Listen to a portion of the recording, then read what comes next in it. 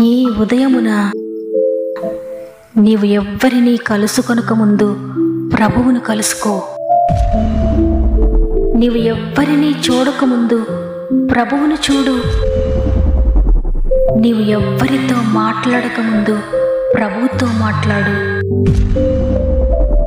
నీవు దేనిని వెదకకముందు ఆయన రాజ్యమును, నీతిని వెదకు.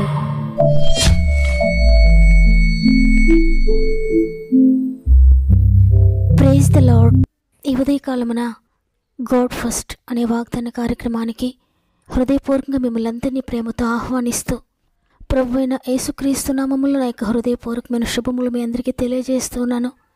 ప్రియ సహోదరి, ప్రియ సహోదరుడా, ఈ ఉదయాన్ని లేవగానే మీరందరూ ఎలా ఉన్నారు? మీ కుటుంబాలన్నీ ఎలా ఉన్నాయి? మీ పరిస్థితులన్నీ ఎలా ఉన్నాయి?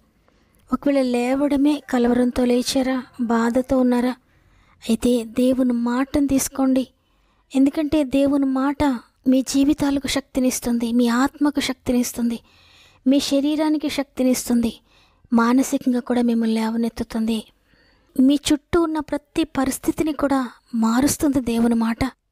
అందువల్ల దేవుని మాటను సింపుల్గా తీసుకోకండి. దేవుని మాటను ఉన్నది ఉన్నట్లుగా నమ్మండి. రిసీవ్ చేసుకుంటున్నానని ప్రార్థించండి. అద్భుతకరమైన విడుదల మార్గము దేవుడు మీకు చూపిస్తాడు. అదేవిధంగా నేను ప్రతిరోజు చెప్తున్నట్లుగా మీరు ఇంకెవరైనా సమస్యల్లో ఉంటే తప్పకుండా కామెంట్స్ ద్వారా తెలియచేయండి. ఎందుకంటే మన ఆత్మీయ కుటుంబం అందరూ కూడా మీ కామెంట్స్ చదువుతున్నారు, మీ కొరకు ప్రార్థిస్తున్నారని నమ్ముతున్నాను.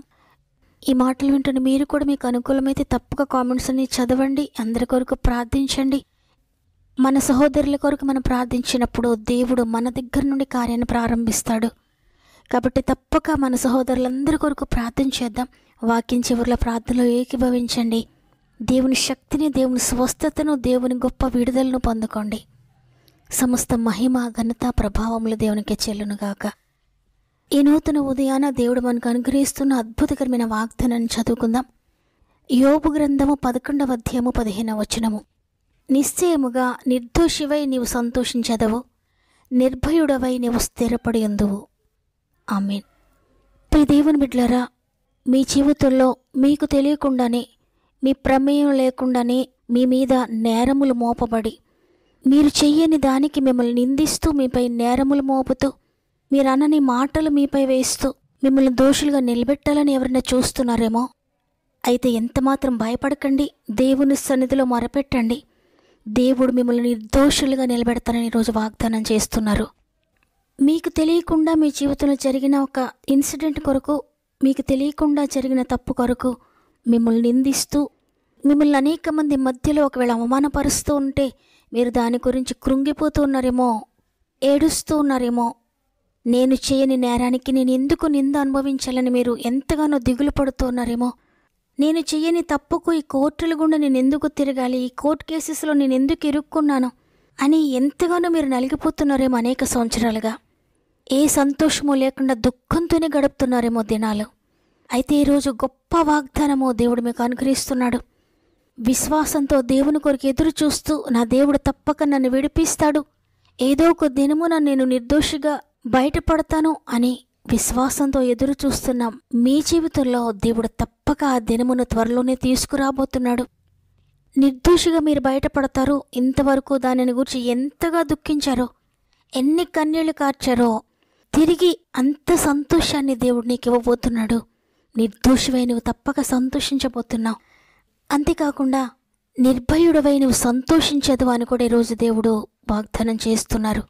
అంటే ఎంతవరకు ఎవరు ఏ నింద మోపుతారో, ఈ కోర్టు కేసు నన్ను ఎంతవరకు తీసుకువెళ్తుందో, నా నిర్దోషత్వాన్ని ఎవరన్నా తెలుసుకుంటారో లేదో, నేను చేయని నేరము నాపై మోపబడింది, నేను చేయని నేరానికి నన్ను అందరూ నిందిస్తున్నారు, దీనిని గురించి నేను బయటపడతానో లేదో, నా నిర్దోషత్వం బయటపడుతుందో లేదో, ఎంతకాలం ఈ భయముతో నేను ఉండాలి, ఎంతకాలం ఈ విధంగా నేను స్థిరత్వం లేని జీవితాన్ని జీవించాలి, ఈ అవమానాల వల్ల నా కుటుంబం అంతా పాడైపోయింది, నా జీవితం పాడైపోయింది, నా బిడ్డల భవిష్యత్తు పాడైపోయింది అని దుఃఖిస్తున్న నీతో దేవుడు మాట్లాడుతున్నాడు. నిర్భయుడివే నువ్వు స్థిరపడతావో దేవుడు నీకు స్థిరత్వాన్ని కలుగు చేయబోతున్నాడు. ఇక భయము లేకుండా నువ్వు జీవిస్తావు. ఎన్ని సంవత్సరాలు నువ్వు పడిన భయము, నువ్వు పడిన కష్టము, నువ్వు కార్చిన కన్నీరు, నువ్వు భరించిన అవమానాలు, నిందలు అన్నీ కూడా పోబోతున్నాయి. దేవుడు అద్భుతకరమైన విజయాన్ని, విడుదలను నీకు ఇవ్వబోతున్నాడు. ఈ మాట యోబుకు అనుగ్రహించబడిన మాట. యోబు కూడా అనేకమైన శ్రమలు అనుభవించాడు. తనకు తెలియకుండానే సర్వాన్ని కోల్పోయాడు. భయభక్తులు కలిగి దేవుని కొరకు నమ్మకంగా జీవిస్తూ అన్నీ కోల్పోయిన స్థితిలో ఉన్న యోబును చూచి స్నేహితులందరూ కూడా అంటున్నారు, నీవే దోషం చేసావో, నీవే పాపం చేసావో, నీవు దోషివి కాబట్టి నీకు ఇంత శ్రమ వచ్చింది, నీవు అన్యాయం చేసావు కాబట్టి ఇంత శ్రమలో నీవు ఉన్నావు, నీ దోషములు ఒప్పుకో, నీ పాపములు ఒప్పుకో, ఈ శ్రమ నుండి నీవు విడిపించబడాలంటే నీవు పాపాన్ని ఒప్పుకో, నీవేదైతే చేసావో అదంతా కూడా ఒప్పుకో, నీవు ఈ శ్రమ నుండి విడిపించబడతావు అంటున్నప్పుడు యోబు హృదయం కూడా ఎంతో నలిగిపోయి ఉంటుంది. యోబు కూడా ఎంతో నలిగిపోయి ఉంటాడు. తనకు తెలిసి ఏ దోషం చేయకపోయినా యోబు తను తగ్గించుకుంటున్నాడు, కన్నీరు కారుస్తున్నాడు, పశ్చాత్తాపడుతున్నాడు. తనను నిందిస్తున్న, తనను అవమానిస్తున్న స్నేహితులందరినీ క్షమించాడు, వారి కొరకు ప్రార్థన చేశాడు. నేను బూడిదలో కూర్చుంటున్నాను, నేను పనికిరాని వాడను, నేను ధూళిని అంటున్నాడు. ఈ విధంగా తన్ను తగ్గించుకొని ప్రార్థించినప్పుడు యోబు తిరిగి తన మొదటి స్థితి కంటే కూడా ఉన్నతమైన స్థితిని పొందుకున్నాడు. అంతవరకు ఎన్ని అవమానాలు భరించాడో, ఎంతమంది తను చేయని నేరానికి నిందించారో అవన్నీ కూడా మౌనంగా భరించాడు. ఒకరోజు వచ్చింది, తన నిర్దోషత్వాన్ని దేవుడు బయటపెట్టాడు. నిర్దోషిగా దేవుడు యోబుని నిలువబెట్టాడు. తిరిగి రెట్టింపుగా ఆశీర్వదించినప్పుడు యోబు యొక్క నిర్దోషత్వాన్ని చూచి వారందరూ కూడా ఆశ్చర్యపోయారు. ఆ నిర్దోషత్వాన్ని బట్టి యోబు తిరిగి సంతోషించాడు. ఇక భయము లేకుండా నిర్భయుడుగా స్థిరత్వము కలిగి జీవిస్తున్నాడు. దేవుడు యోబును స్థిరపరిచాడు. ఈరోజు మాటలు వింటున్న ప్రియ దేవుని బిడ్డలారా, మీ జీవితంలో కూడా చేయని నేరానికి అవమానాన్ని అనుభవిస్తూ ఉన్నారా? దోషిగా నిన్ను నిలబెడుతున్నారా? భయపడొద్దు. నిన్ను నిర్దోషిగా చేయడానికి ప్రభువారు నీ కొరకు దోషిగా నిలబడ్డారు. నీ దోషాన్ని ఆయన భరించి నీ కొరకు ఆయన దోషిగా మారాడు. ఏ నేరము చేయని ప్రభువు మీద ఆనాడందరూ కూడా దోషం మోపుతూ ఉన్నారు. అదంతా ఎవరి కొరకంటే నిన్ను నిర్దోషిగా తీర్చడానికి, నీ అవమానాన్ని తీసివేయడానికి ఆయన అవమానాన్ని పొందాడు. నీ దోషాన్ని ఆయన భరించి నిన్ను నిర్దోషిగా నిలబెట్టాడు. కాబట్టి ఈరోజు ఎంత మాత్రం భయపడొద్దు. నీ నింద ఆయన భరించాడు, నీ అవమానాన్ని ఆయన భరించాడు, నీ దోషాన్ని ఆయన భరించాడు, నీ పాపాన్ని ఆయన భరించారు, నీ రోగాన్ని ఆయన భరించారు, నీ శిక్షను ఆయన భరించారు. నువ్వేదైతే ప్రస్తుతం అనుభవిస్తూ ఉన్నావో ప్రతిదాన్ని సిలువపై ప్రభువు భరించారు ప్రియ సహోదరి, ప్రియ సహోదరుడా.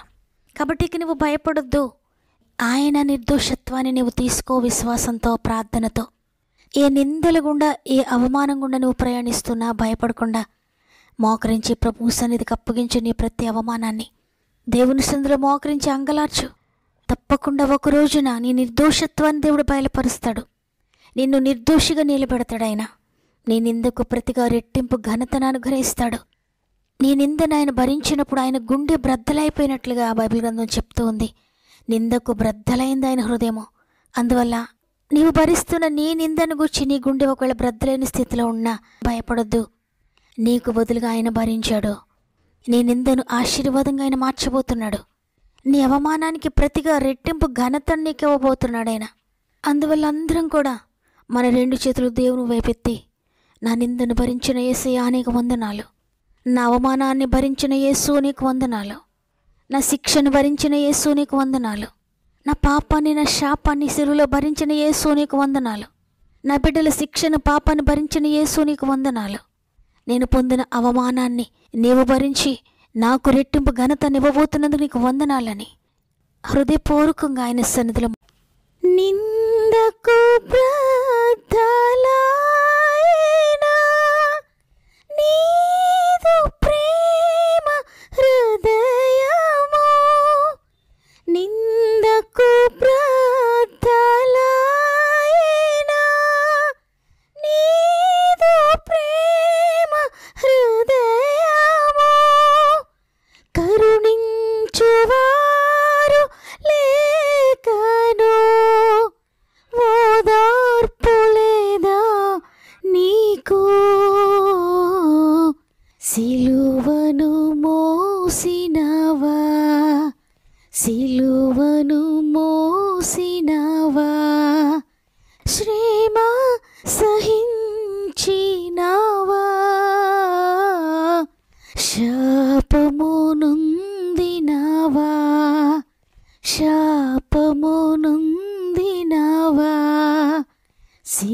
సిలువను మోసినవా, సిలువను మోసినవా.